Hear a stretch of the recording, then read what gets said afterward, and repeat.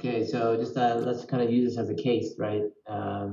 If a call comes in and you have a kid who has fever, and let's say that we're in the middle of flu season, and that type of thing. Obviously, this should be a startling picture to you. Number one, because of how the kid looks. You can see just kind of, just laying back there. His eyes are kind of sullen, and you can see the diffuse rash. If the pacifier wasn't in the mouth, you would probably see very red lips, red tongue, and these kids are just super irritable. So the number one thing here is they're tachycardic, but they're very irritable. So you'll never see a Kawasaki kid looking at you smiling. They're just miserable, and the tachycardia is out of proportion to what you would normally see. So look for tachycardia. So vital signs are very important here. Now, obviously, where these kids get into trouble is here. So if you now have this kid who's 2 years old, you guys know that normal, at least minimum blood pressure for a 2-year-old is 70 plus 2 times the age, that's 74. So this is low, right? The kid's hypotensive, he's tachycardic, he's tachypnic, and he's febrile. Obviously, this kid is in danger. And so what you would do clearly here is you would get a line in and you would give IV fluids. That's kind of the one thing we can do in the field to really help this kid out. Obviously, I'm not sure if you guys have antipyretics for these children, but I think where most people go wrong here, especially when we get into flu season, is that most people miss the hypotension part. Most people will attribute the tachycardia to the kid screaming, and they don't want to put the kid on a monitor. So when you look at all the data from the sepsis and pediatrics and EMS, very few kids end up getting a blood pressure.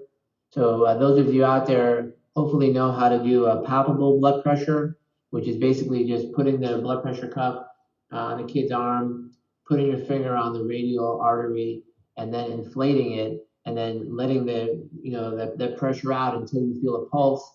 And that pulse, that pressure at which you finally feel a pulse, is the palpable blood pressure. So you don't need a stethoscope. You should just be able to do this with your 2 fingers and at least get a palpable blood pressure. Unfortunately, again, I don't know, Angus, if you guys track the number of blood pressures that are missing in children, but across the country it's pretty high. Yeah, not surprising, right? So before you move on, let me just ask you a question for the sake of the folks watching. So our Antevy book says normal heart rate for this kid is 85 to 140. This kid has a heart rate of 180. How concerning is that? You mentioned like some people might just tack that up to crying or whatever. His blood pressure is 70 palp, and the lower range of normal, according to the 2-year-old page in the book, is 75. So like, Right. From your standpoint as a pediatric ER guy, is this like scary bad vital signs or like a little bad vital signs? Well, these are not a little bad. These are bad because once a kid is hypotensive, they're already at they're circling. And so why this is bad is because kids, unlike adults, they maintain their blood pressure until they don't maintain their blood pressure. And then, all of a sudden they kind of go out on you. And next thing you know, you're managing their airway and most people then will go right for intubation, right? And then you screw things up even more because I'm not sure if you guys use RSI, but if you have a kid who's hypotensive and you haven't managed the hypotension part of it, and you go in and you try to, and then you paralyze the kid, you take away all their negative pressure, they don't feel their right heart, and next thing you know, they're going to cardiac arrest. So I see many people make the mistake of not addressing the vital signs with respect to the blood pressure and the heart rate. A kid like this, if you can't get an IV quickly, give him an IO. And give lots of fluids fast. Now, obviously, after every bolus, you're listening, you're feeling, or you want to feel the liver to make sure that you're not, overloading these kids and making sure you're not missing some other cardiac issue. But for the most part, I think people miss out on giving the right amount of fluids. I harp on all the time. If you ever kind of want to drill down and kind of have a little fun with this, get on the mat. and give everyone a case, and then you say, okay, the kid's 70 over palp, and watch what happens. What will happen is they'll say, okay, I have an IV in place, and you'll say, great, and then they'll say 20 cc's per kilo. Now the danger is to stop there, right? What I would say is, show me. And when people 99 times out of 100 want to give this kid 20 per kilo, which is 240 mLs, they'll do something like they'll have a 24 gauge somewhere, hand, right AC or something like that, and then they'll do this. They'll say, oh, I'm going to pressure bag, which is not good, right? This kid needs 20 cc's per kilo in 10 minutes, which unfortunately now most of us only have the push-pull. And if you've never done push-pull lately, I'll guarantee you'll never do it, because what you're going to say to yourself is, oh, I'm right down the street from the Children's Hospital or from the local ER. And where that's wrong is they're just as bad. So this is scary bad for me, especially in someone who thinks that the hospital is where this kid needs their care. We need to fix this kid. We need to get their heart rate down, their blood pressure up. And if you're going to manage the airway, I would advise, just doing it with a BVM at first. If the kid goes out on you, OPA BVM, and then I would use a supraglottic after that. But here it's more hemodynamics than airway every single time. So I'll stop there if anyone has any questions on that. So this kid, it seems like you would describe this kid as being really into decompensating shock kind of a scenario at this point, by the fact that he's already hypotensive, and we know that kids maintain that for so long, then they crump all of a sudden. Can you do me a favor, because you said something that's really important that I'm not sure is in the normal thought process for these guys, and talk about what you meant by palpate the liver? Oh, okay, yeah. Well, what happens is that every now and again you'll get a kid who, usually they're younger, but they come in, they're hypotensive, and everyone's first inclination is just to fill this kid with fluids. And I would say that over 90% of the time, probably even 99% of the time, you can give the kids fluids and there's never a problem, because it's not really a cardiac problem, right? They're not having kind of right heart failure, if you will. But then every now and again, you give the 20 per kilo and the kid gets a little worse, right? And so they say, let's just give more fluids. Boom. So there are some clinical findings that would allow you to differentiate between a kid who just has an empty gas tank, needs more fluids, versus someone who has a bad engine, cardiomyopathy, somebody with heart failure, like a CHF, right? And if you have a heart failure, the heart is not pumping blood forward, and so it's backing it up. It's kind of being backed up, and so after every time you give a fluid bolus, you need to listen to the lungs. Is fluid backing up there? You need to feel the liver, because if the heart is not pumping fluid out, then the liver is just going to become enlarged, and you're going to get back up there. So you have to feel for the liver. And so if you had an ultrasound, obviously we could look at the IVC with the ultrasound if you're looking for fluid status. But my preference is to give a lot of fluids, with the caveat that you should always, after every single bolus, you should do a clinical evaluation of that child or adult, for that matter. So that's kind of the explanation of the liver just backing up fluid from the heart. Almost like a poor man's ultrasound of the vena cava for these kids. Exactly right. Exactly. Again, very rare. I'd be more concerned about that for a kid who's got like a coarctation of the aorta. Those kids present on day 10, right, where their PDA was saving their life, basically because it was a conduit. And all of a sudden on day 10, the PDA closes, and now all of a sudden they go into massive shock. And those kids, if you just fill them up with fluid, they'll die on you. So again, not that common. But I will say that I'm always about the bedside evaluation.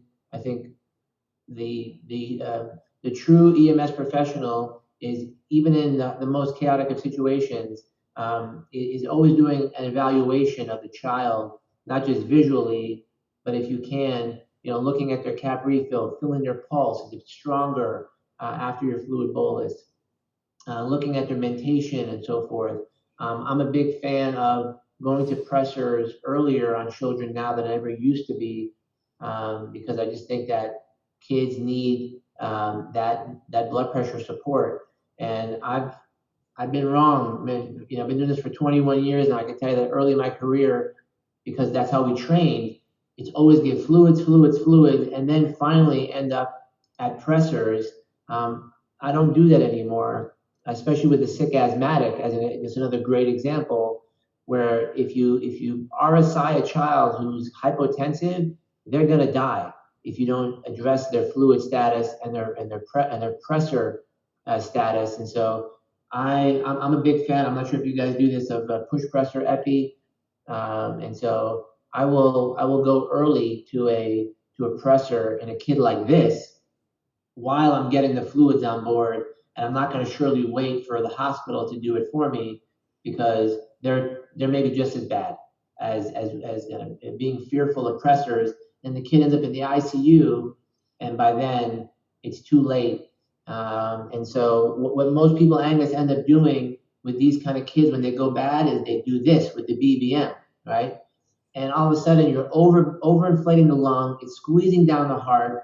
So you have a kid who is hypotensive to begin with, not perfusing their brain to begin with, and then we kill him with the BVM. And so I would caution everybody that knowing how to BVM a child and not doing it aggressively is probably your biggest is your biggest win. And address vital signs before you intubate if you're going to use paralytics on these kids. So. We're getting off on tangents, but just because important, my folks know that when we talk about the difference between a clinician and a technician, that's exactly the scenario we use to illustrate the point, to understand what hemodynamic impact switching the patient to positive pressure ventilation is going to have. And my folks also know that I sort of argue with our local medical control board about how early to do pressors and folks. So they want us to do some fluids first. For my folks who are watching also, we do have a draft push dose pressor protocol, which will be getting added in probably this year. It's one of the things that Dr. Antevy was just talking about.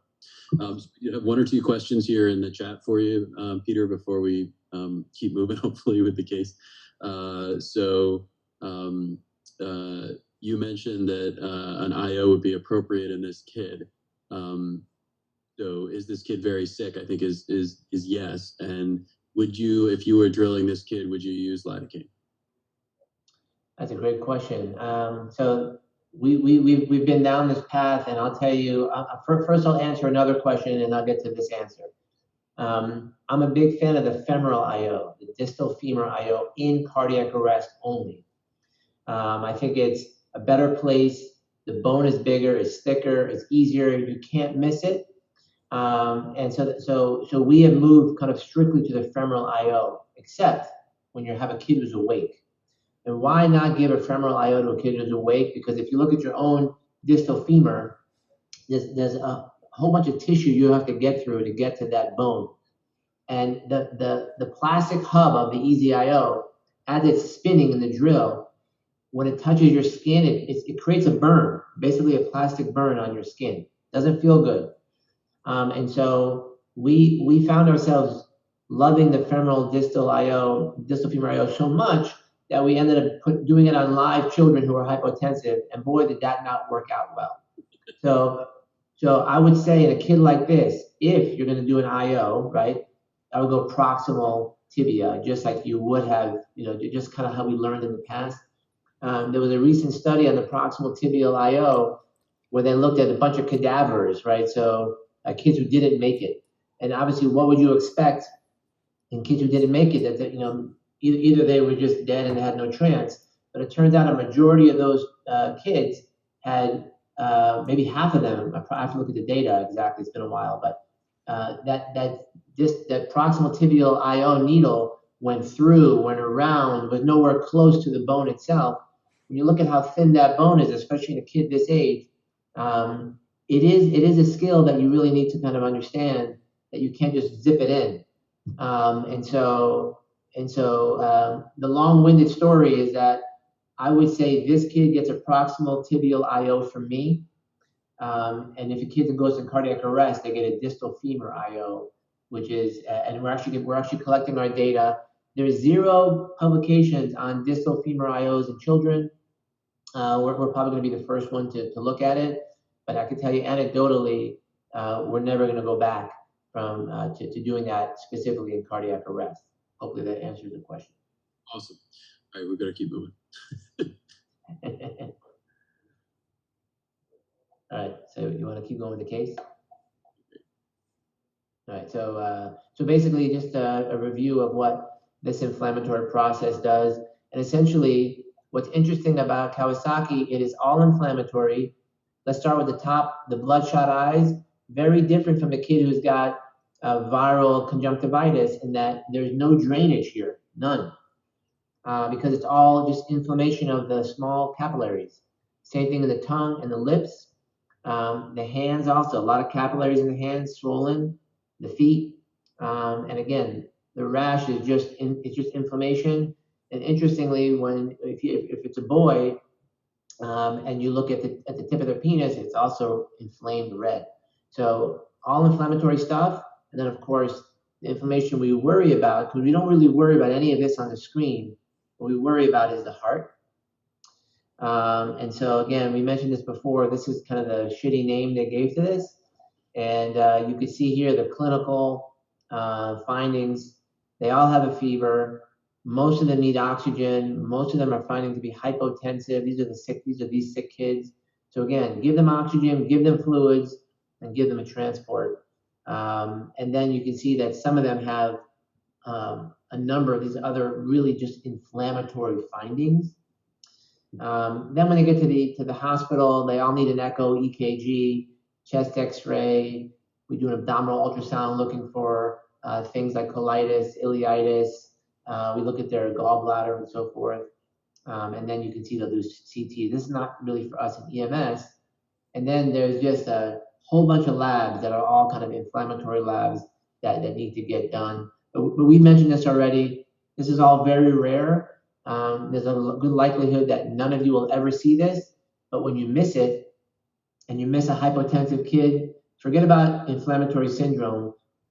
Most people miss sepsis in general because it just doesn't look like anything bad because no one ever checked the heart rate and no one ever checked the blood pressure. Just one last clinical pearl, like a pro tip.